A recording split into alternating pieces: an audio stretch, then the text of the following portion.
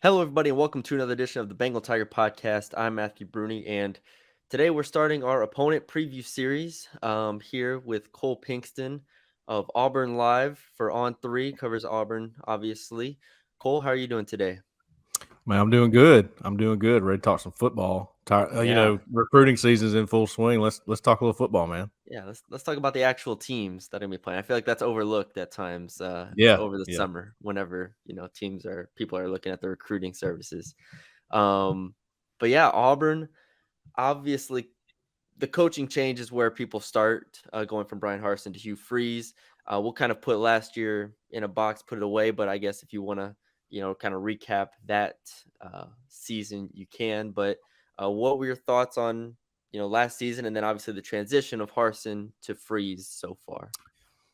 Yeah, last season, unfortunately for Auburn, it was like a downhill effect. You could see it from the first season of Harsin going into the next season. Recruiting was iffy, and then you didn't have a great transfer portal cycle when you needed to fill a lot of spots. And there were some depth concerns going into the season last year, and then man, it came to light when they got into SEC play specifically. I mean, they even struggled with San Jose State early in the year. Yeah. Uh, just some, it was just uncharacteristic for an Auburn team. Some of the things that happened got run out of the stadium in their own stadium against Penn State. I mean, it Yeah. was never close in that game. So just a lot of things like that piled up on each other, and then by the Arkansas game, which I think was like the sixth or seventh, eighth game in the season, they fired Harsin, put Cadillac Williams, who was the running back coach, former running back at Auburn, in charge, and you saw a resurgence of energy in the program, Yeah. even though still some talent deficiencies, still some depth deficiencies. Didn't matter. They went on to beat Texas A&M, lost to Mississippi State at the end there, lost to Alabama, but made it more competitive than most were thinking. Um, so going into this season, with everything that Hugh Freeze has done so far, there's a lot more energy in the program. Recruiting seems to be going better. The transfer portal couldn't have gone much better for Auburn. Yeah. They picked up several guys, 20 total, and a JUCO guy at the end there that's going to probably play a little bit in the secondary. But they picked up a quarterback. They picked up several offensive linemen, defensive linemen. It looks like a lot of those holes have been filled pretty well going into this season. Yeah. You mentioned the Cadillac Williams spurt at the end there. I feel like that was really important from a fan perspective, just to be like, all right, we have something to hold on to from this program. And then obviously Freeze comes in and the momentum picks up. So he wasn't starting. I mean, he was starting from ground zero, I guess technically, but the energy that Williams had, I feel like really, because I just remember seeing that time and time again with every game that he was the coach. It was like, all right, they're at least fighting, and I feel like that was something that Freeze can kind of build off of there. Oh yeah, man. They turned it around pretty quick when he took over last season. He's an Auburn legend. He's a guy that Mhm. was awesome at Auburn, had a great career there, and then was a top 5 draft pick. Went on to play and was rookie of the year for the Buccaneers. So just his energy that he brought. I mean, it was a total change. Everything was different. Not knocking Harsin. He did things his way, man. He came in and he was winning at Boise State. He had a winning record there, so he Yeah. came into Auburn thinking he could do the same thing. And obviously, it's very different in the SEC. It's just a different ball game, right? Yeah. So it didn't work out. But I think making Cadillac Williams the interim head coach, which even he would tell you, I don't know if I was even ready for that. I think Cadillac Williams mentioned that several times, but it was perfect for what the program needed with energy and just rejuvenation. And now you've got Hugh Freeze, who made Cadillac Williams associate head coach. And now there's a lot of energy in the program. And we'll see. We'll see how it plays out, man. I think right now um, people are probably really excited about this season and how it might go because there's some optimism. Yeah. How exciting when we look at Hugh Freeze's offensive, reputation, I guess. How exciting is that when you pair that with the potential talent that he can get at Auburn, not just this year, but in the coming years? Yeah, I think first of all, everyone knew that quarterback was going to be an issue with his offense coming in because there was sort of a carousel last year at quarterback Yeah. with TJ Finley, Robbie Ashford, even Holden Gerner, who was a freshman, had to come in a few times.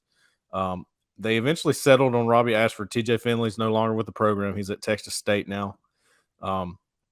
Robbie Ashford had some good moments, but he's still learning as a quarterback. He's still trying to figure out how to become a true passing quarterback and not just a take off and run every time. I think early in the year for LSU, Jaden Daniels was sort of like that, and then he flipped the switch and became more of a real quarterback. And that's something that they're hoping Robbie Ashford can do moving forward. But at the same time, Hugh Freeze knew he needed more of a game manager at quarterback.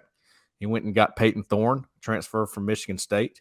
And we don't know for sure that he's going to be the starter, but he probably is, if we're being honest. Mm-hmm. So, now that he's got a few pieces, the offense that he runs, which is RPO heavy, is the run pass option. He wants to throw it a lot, which is something that the last time Auburn had a 1,000-yard receiver was in 1984. Chris Wood was his name. There's a stat for you. So look, I mean, it's difficult. Okay, if you're bringing in a passing offense to Auburn, more where you lean more on the pass than the run, it's really difficult to recruit what you need there because it's selling what Auburn has had over the years is more of a running program. Yeah, running backs. They run the football. They've had quarterbacks that were dual threats. Cam Newton, Nick Marshall, these kind of guys. Now Robbie Ashford fits that mold, but he's sort of changing it to what he likes. It seems like with multiple big receivers that he got in the portal, and then Peyton Thorne. So I think it's going to be more of a heavy passing offense, personally. Yeah. Well, let's talk about Peyton Thorne a little bit because I was curious of Peyton Thorne versus Robbie Ashford, but let's stick on Peyton Thorne a bit. Obviously, the Michigan State, up and down type thing last year, but 2 years ago, I think he showed a lot more of his potential. What are your thoughts on Peyton Thorne and just kind of what you expect from him this season? I don't think Peyton Thorne is a game changer, so to speak. That doesn't mean he can't take this offense and this team to, unexpected, 9-win season, 10-win season, something of that nature. I don't think he's a game changer. Whereas you insert him in the game and automatically, you're scoring on every drive. I don't know if that's the case because he's more of a game manager type, which that term kind of gets a bad rep, but that's kind of what Auburn's needed in the past few years. Even when Bo Nix was the quarterback for Auburn, there were times when things would break down. Some crazy guys running around over there. Yeah. I mean, it'd be a little unorganized, right? Yeah. And that's not the way Hugh Freeze likes to do his offense. That's not the way Philip Montgomery, who came from Baylor and had RG3, is the offensive coordinator at Auburn now. He doesn't like to do things that way, and it's very obvious in the way that they've recruited and the way that they filled the roster from the transfer portal. So they had to have somebody that's more in control as a quarterback, and Peyton Thorne is that guy. Now, I have pretty good confidence that he can control things and he can, move the offense at a steady pace and sort of prevent turnovers and things of that nature. But is he going to make the huge play? Is he going to win in the fourth quarter? Is he going to do that kind of stuff? Maybe, maybe not. I'm not sure yet. I don't have a full read on that yet. And obviously for him, if he does make the explosive play, it'll be with a lot of new receivers in this Auburn receiving core.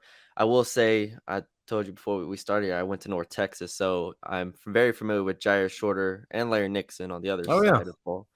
Watched a ton of them over the past few years. Jair got hurt a couple years ago, but yeah, one of the more explosive players in the country, Jair Shorter. So I at least know that receiver. If you want to fill us in on just the receiving core as a whole, because it was a lot of late additions too. It was a lot of guys after spring ball coming in. It was. In fact, there was only one receiver they picked up from the portal before spring ball, and that was Nick Mardner, who is a guy from Cincinnati. Mm-hmm. And before that, he was at Hawaii with Marcus Davis, who now is Auburn's receivers coach. So they had a connection there. He's there. He's a 6'6" receiver guy that, go up and, win a 50-50 ball or something of that nature. Jair Shorter is interesting, man. He led college football, or FBS, last year in yards per reception, 27, like 25 or 27. Yeah, man. So, how will that translate to the SEC? We'll see. But Definitely a big play potential guy. Then you have Caleb Burton, who is a former blue chip recruit. Didn't play much at Ohio State, but he was recruited heavily there, and he went there for a year. Now he's at Auburn. He's got 4 years to play. That's the guy they're real excited about. And then Shane Hooks is an interesting. That to me is probably your guy that's going to be really involved in the offense. He's from Jackson State. He was with Deion Sanders over there. He had 64 catches, 800, somewhere around there. He was a big play receiver for him. He actually committed to Ole Miss and was committed there for a little while from the portal and decommitted and then went to Auburn. So he's there now. And you also have Rivaldo Fairweather as a tight end / receiver, which if you followed Hugh Freeze back to Ole Miss, he had a guy named Evan Ingram that was dynamic who still plays in the NFL now. They think that this Fairweather guy is going to be similar to that guy. Yeah, I remember Jair Shorter coming out of high school was a low 3-star tight end. He comes in and immediately moves to receiver. And we're like, okay, that guy's got some juice to him, and he's just gotten better. Like I said, he got hurt, but I'm really excited to see how he fares at Auburn.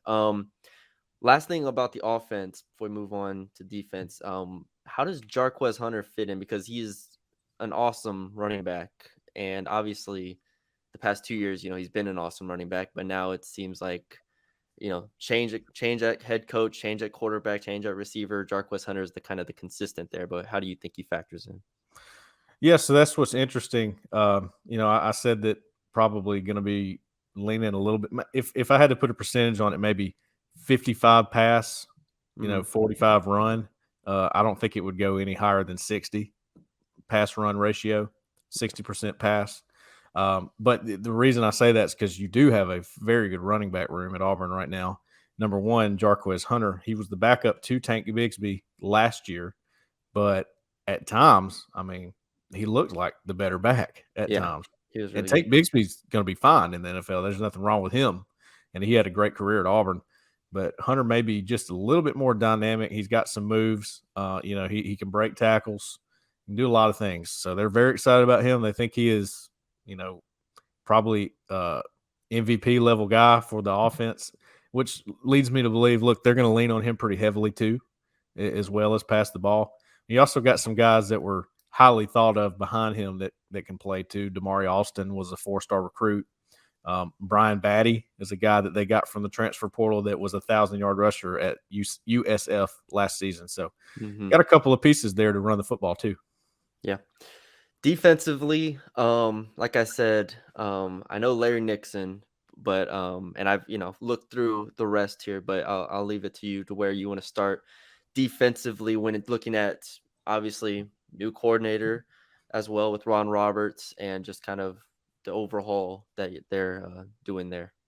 Yeah, defensively is for the first time in maybe, I don't know, since the Nick Marshall era at Auburn, which was 2013, I have felt like the offense might be in better shape than the defense, because defense usually rules at Auburn. That's usually where they're better on defense and offense typically. But right now, there's just a lot of new faces, man. A lot of new faces. The secondary's sort of veteran. You got Nehemiah Pritchett, DJ James, Keontae Scott, Jalen Simpson. Those guys have been there for a while. I think a couple of those guys are going to be NFL draft picks. And then your linebacker group is new, man, completely new. You got Larry Nixon, as you mentioned, from North Texas, who was pretty good over there. You got Austin Keys, who transferred from Ole Miss. You actually have DeMario Tolan, who transferred from LSU. That's a good pickup too. Because that's the one transfer out that LSU fans that stung LSU fans a little bit, because that's a guy that has a lot of potential over there. And I've heard a lot of good things about him. He's he's still learning things, but at the same time, he's too athletic to leave out of the equation. So he probably will play a little bit for Auburn. But the defensive front, which is something that Auburn has made a living on. You think about several guys like Derek Brown, Marlon Davidson. NFL. Yeah. I'm looking at that position for this upcoming season and going, I don't really see a Derek Brown. I don't see a Marlon Davidson. I don't see a Nick Fairley. I don't see those guys there this year. It's more of a group effort, I think it will have to be this season because there's not just that one standout guy. You have a couple of veterans in Jason Jones, Marcus Harris, and then they picked up Justin Rogers from Kentucky, who was a I was gonna say massive. Rogers was a big one because I know LSU was in on him too. Yes, yeah, he was. He had SEC, top half of the SEC written all over him, and he's probably an NFL draft pick before too long. So that is a very good piece. You picked up Jalen McLeod as an edge rusher from Appalachian State, and we think that's going to be a big one. But behind all those guys is a bunch of new faces and young guys, and usually Auburn's got depth for days on the defensive line. And right now, I just don't know how much quality there is in that depth just because they're young. So I am a little bit worried about the defensive front and the linebackers. I think secondary is okay, but the defense as a whole, there's some spots that make you question a little bit. Yeah. I have written down to ask about the strength of the defense on paper, but I think it's definitely the secondary. Just in the research that I did, which isn't in depth of watching every single game, but based on who's returning, based on the NFL caliber of players in the back end, that's definitely the strength of the secondary. So I'm interested to see how that balances with what Ron Roberts wants to do schematically, as far as whether he has to blitz, man up, just how they want to do that. Yeah, well, it's good to have, if you have deficiencies on the defensive line, then a good secondary that can hold on in coverage a little bit longer is always good for that. So there's some yin and yang going on there, but I think the secondary is pretty good. Behind those guys that I mentioned, there's again a lot of new faces. So injuries could be a problem if that comes along, but the top 4-5 guys I think are pretty much as good as anybody in the SEC. And that's the only position I really feel that way. Yeah. If you had to have, if there was one position unit that was kind of an X factor for this team where you're like, okay, that decides how good this team can be. I think, outside of quarterback, where obviously it's like, all right, Peyton Thorne is actually, top 5 in the SEC, then this is a different team. Outside of that, would you look at offensive line, defensive line? Like, is there an X factor position unit for you? I would go offensive line because Auburn has had issues with the offensive line in the past few years. They've had issues in offensive line recruiting. Auburn fans know all about that. Hugh Freeze came in, and I think the 3, maybe 4 years before Hugh Freeze took over, Auburn maybe picked up 3 or 4 true offensive tackles from high school. That's kind of alarming when you go back and look at it. But it's true. That's they've kind of lived out of the portal even before the portal was a thing. They've had transfer guys come in and play. So JUCO guys, that kind of thing. So now Hugh Freeze comes in. He lands Gunnar Britton from Western Kentucky, Avery Jones from East Carolina, and Dylan Wade from Tulsa. And then he lands 5 high school offensive linemen as well, and a JUCO guy. And people are like, wow, hadn't seen this in years at Auburn. Like, this is crazy. So he has rebuilt that offensive line. There's 3 new starters, possibly 4. You also got another transfer that could start at guard. And if Auburn's going to get better on offense, it has to start there because it's been average, especially in run blocking, and pass protection has not been great either. But I think that is the make or break position for Auburn, the offensive line. And they got some good resurgence there with some new faces that I think could be pretty good. Yeah. Now kind of wrapping it up, I think overall the optimism for Auburn makes a lot of sense on paper with all the new pieces. I really like the receiver additions and the linebacker pickups like we talked about. Real quick, I mean, the schedule is the SEC is the SEC West, right? It is what it is. And then you had Georgia from the SEC East. At least you have Vanderbilt to kind of counterbalance that a little bit. But the good news, I guess, is non-conference wise, it should be 4-0, pretty straightforward there. Cal, Stanford, UMass, and New Mexico State. So should be straight there. For Hugh Freeze year 1, do you think fans are setting expectations at 7 wins, 7 wins? Does that feel fair? We talk about this all the time. This is obviously a big topic because Auburn was in a place last season that it should never be. Auburn fans know that. and they're very excited about Hugh Freeze and everybody that he's brought in. And I think fans are bouncing around the 7 or 8 wins.